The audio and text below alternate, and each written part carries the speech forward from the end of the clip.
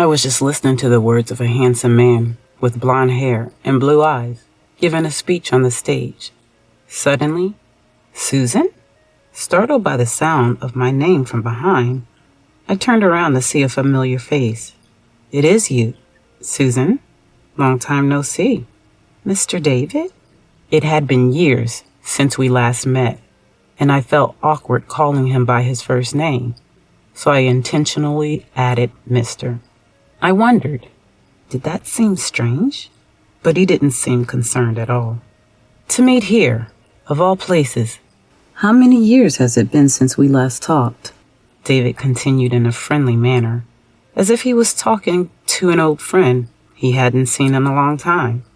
Unsure of how to react, I was just bewildered. Noticing this, he said, "Sorry. It's nostalgic seeing you. But what a coincidence, Susan. I thought you'd take over that dirty factory. You're in the mass media? That's unexpected." Then he smirked maliciously. "Is that factory still around? Or did you switch to mass media because it went under?" If so, I must say, good choice. The organizer of this party is quite the author, I've heard. Recognized as the real deal by many, unlike your family's grimy factory. I was momentarily stunned by his blunt rudeness. But then I remembered. This was the kind of person he always was. Nothing has changed. If he's still the same, then parting ways was indeed the right decision, a thought that crossed my mind. "David, who is this?" Just then, a high-pitched voice, a woman with her hair up and flashy makeup approached, intertwining her arm with David's. "Is she the ex-girlfriend you were talking about?" "Exactly. You got it." "I was just joking." Feeling slightly uncomfortable with their exchange, I said, "Well then," and turned away. Still their voices followed me. "She's quite plain, isn't she? Was that your type, David? Or were you really just after her wealth?" "Of course. I wouldn't date such a dull plain girl without money. Turns out she was poor after all. She probably needed to attend this party but couldn't afford a dress, so she came in that drab outfit." Laughter followed his words. I thought to myself, say whatever you like. It's you who will be surprised later. But really, he hasn't changed at all. Years ago, when he and I were dating, he was always a liar, rude, insincere, and a terribly mistaken man. When I started dating David, I was a college student. Back then, my life was consumed by studies and part-time work, both for learning and for preparing to take over my family's business. I didn't have time to enjoy college life as a leisure playground. David, a fellow student from a different department, was the one who approached me casually, just like he did with others. Thanks to him, I was able to blend in with my surroundings and naturally begin to be drawn to him, which led us to dating. David seemed genuinely interested in my stories, which others found boring.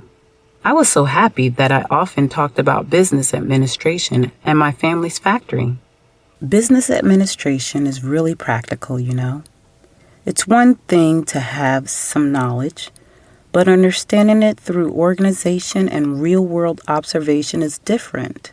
Like, after attending a lecture on management, I visited my family's factory and David never showed any dislike for these stories, niche topics. I was very happy about that. It felt like he was acknowledging my dad, whom I admired as a great man. My dad, who started a business from nothing and grew it significantly, was the greatest person I knew. So taking over his business was my dream since I was little. When David said, "I'd like to see your family's factory," I was even moved, thinking he had taken an interest in my family's business from our conversations. But when I took him to the factory, David's attitude changed completely. "What is this? You talked it up so much, I thought it was some impressive factory, but it's just dirty. I looked up at the factory, surprised. To me, its appearance was familiar, but now that he mentioned it, the walls were indeed stained and faded, giving it the look of an old factory. But running a business requires money to be spent in various areas. It seemed my dad thought it better to invest the crucial funds in developing products, marketing, and the welfare of the workers rather than in beautifying the exterior of the factory. I strongly agreed with this and had never thought of the factory's appearance as dirty. But it's what's inside that matters. The important thing is that this factory develops its own fabrics right from the thread. Bragging about your family again? So noisy. It's obvious just looking at it. Clinging to a dirty factory, just a poor person with nowhere else to turn. He sighed loudly and theatrically. Thought I could marry into wealth, but was deceived. What a waste of time. As I stood in shock, he turned his back and walked away. After we broke up, I found it hard to go to university. Above all, I felt humiliated that what my respected dad had built was insulted. My dad, noticing my distress, listened to me. When I hesitantly revealed what he had said, my dad laughed it off. Don't worry about such things, Susan. I've heard all sorts too. But as you said, the quality of what we produce is far more important than the appearance of the factory. Besides, someone who mocks after seeing the factory is less important than the customers who come to the store, leave satisfied with our products, and smile. Then my dad made a suggestion. Susan, how about studying abroad for a while? If you're serious about learning management, I've always thought it would be good to study abroad. I'm planning to establish factories overseas too. It'll broaden your horizons and help you better understand what it means to run a company. But as I hesitated with my response, my dad gently placed his hand on my shoulder. It must be hard going to college.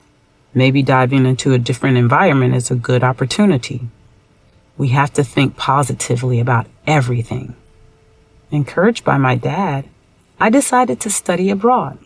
Around that time, I overheard David, who apparently caught wind of this, telling his friends, I thought Susan's family had a good company, but it's just a dirty factory. Her talking about inheriting it and studying abroad is pointless. She's just showing off. What is he talking about? My dad's company is truly impressive, but I had no time to bother with a superficial man who spoke carelessly without knowing anything. Reminding myself of this, I went abroad to study. During my study abroad, I encountered completely different values, and it was a truly enriching experience. My dad, who started and grew his own business, must have had the foresight to know his experience would strengthen me as his successor. But even he probably didn't anticipate how much this particular encounter would change me. She expanded the already large business even further. The speech on the stage continued. A man I knew had published a book on management was hosting a book launch party. The presence of many mass media professionals indicated its high profile. He had modeled a young female entrepreneur in his management book, and its success was widely acknowledged. Probably David, being in the media, had heard the rumors and came. That's why he mistook me for a fellow media professional. Now, let me introduce a partner who has supported me both personally and professionally. Daniel, the man on the stage, smiled towards me. I responded with a smile and walked onto the stage. That's when I caught sight of David's face, contorted in a sneer, but he quickly crossed his arms. So the poor girl from a dirty factory married a rich guy. After all that bragging about her family, it's really pathetic. The atmosphere in the venue instantly froze. The only person laughing was the woman next to him. What are you saying? A middle-aged man next to him, presumably his boss, raised his voice. Yes, I was the model for this book, having taken over my family business. And the author was a young instructor I met during my study abroad. He taught me various qualities necessary for management. The most important was the ability to judge people. So he advised me never to be deceived by a strange man again. Since then, I've endeavored to observe people closely and discern their true nature. The man next to David, who seemed to be his boss, bowed deeply towards me. I deeply apologize for my subordinate's extreme rudeness. It's okay. I know him, so I understand what kind of person he is. It's not your fault. Please, raise your head. The man looked up as I instructed, but his eyes remained downcast.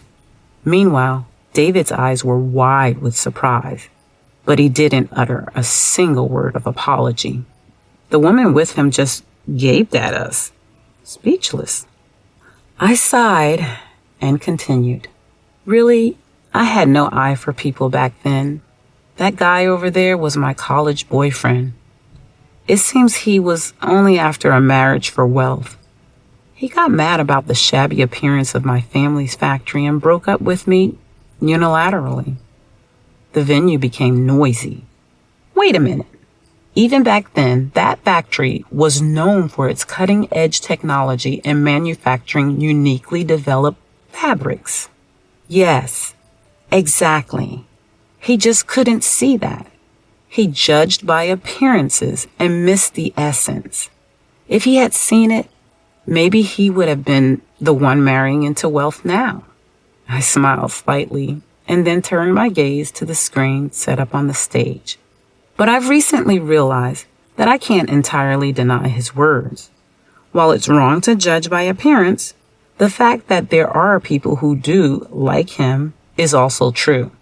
That's why, after I became president and the company's performance improved, I used half of the profits to renovate the factory. I was planning to introduce it on this screen. At my cue, a photo appeared on the screen. A factory with blackened walls. This was our factory when I was in college. Certainly, it wasn't pretty. But it changed to this. A different photo was projected on the screen. Shining white walls. The L-shaped windows were decorated with small items and plants, visible from outside, like a cafe. Quite a difference, right? Indeed. Content is more important than appearance. But a beautiful-looking factory improves the image of the factory and the company, especially since some people have negative impressions about factories nearby, thinking of them as eyesores, noisy, or polluting. But what if the factory looks this vibrant and stylish? The impression is completely different. I turned my gaze to the audience and continued. The renovation was a huge success.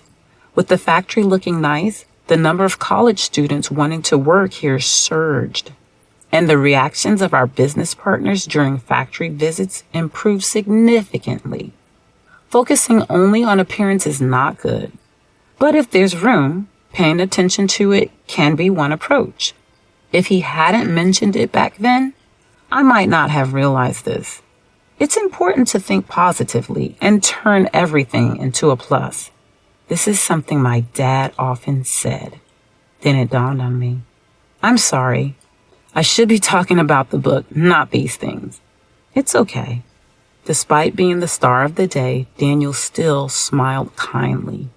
After all, this book is about you. And what you said just now was enough. I think everyone here understands that you are a remarkable person and a great business leader. So they surely realize that the book about you is something special too. Spontaneous applause broke out. The only one not clapping was David. His girlfriend initially joined in, but stopped when he glared at her. Conversely, David's boss was giving him a stern look, showing his displeasure at David's lack of respect towards me and Daniel. David pretended not to notice. After the meeting ended and people started leaving, a loud rebuke echoed. What were you thinking? Not apologizing after making such disrespectful comments? You've tarnished my and the company's reputation. Do you understand that? It was David's boss. He must have waited to scold David so as not to disrupt the party. I won't forgive this. Be prepared. Wait, I was deceived. She was talking to me before she went on stage and didn't say anything. Desperate, David tried to excuse himself, but Daniel approached him. Are you talking about this conversation? He pressed a button on a small square device he held. It was a voice recorder. Is that factory still around? Or did it fail, and that's why you're in mass media? Such a plain, boring woman. I wouldn't date her without money. Turns out she was poor after all. David's face turned pale. What is this? Did you set me up? No, not at all. We had no idea you'd be here. We always carry a voice recorder due to our positions, just in case. She does. David was at a loss for words. A crowd had formed around us. Everyone looked at David as if they were looking at something filthy. Apologize, his boss said sternly. The people around joined in demanding, apologize, apologize. David, looking down, said in a small voice, I'm sorry, he said. We can't hear you. A low voice came from somewhere. David spoke louder. I'm sorry. You should apologize more sincerely. Again, a comment from somewhere in the crowd. I don't need him to go that far. As I said this, David glared at me resentfully and bowed deeply. I am truly sorry. Only after raising his voice did the tense atmosphere around us finally dissipate. A sense of willingness to forgive him seemed to spread. And with that, the party truly came to an end. I heard later that David resigned from the newspaper company he worked for. The incident at the party not only caused him great embarrassment, but as his boss had said, it also significantly damaged the reputation of his employer. Consequently, the company's trust in him eroded. He was removed from many projects and even faced a demotion in the following year's personnel changes. Proud as he was, David submitted his resignation. He immediately started looking for a job in other mass media companies, but none of them would consider him. The reason, of course, was the incident at the party. His disgrace in front of many media professionals had become a well-known story in the industry, and no one was willing to hire him. After losing his job, his girlfriend left him too. He fell behind on payments for the expensive apartment he rented to maintain appearances and found himself in trouble without any support. As for me, my company continued to do well, and everything was going smoothly. I married Daniel, my partner, and we've built a happy home together.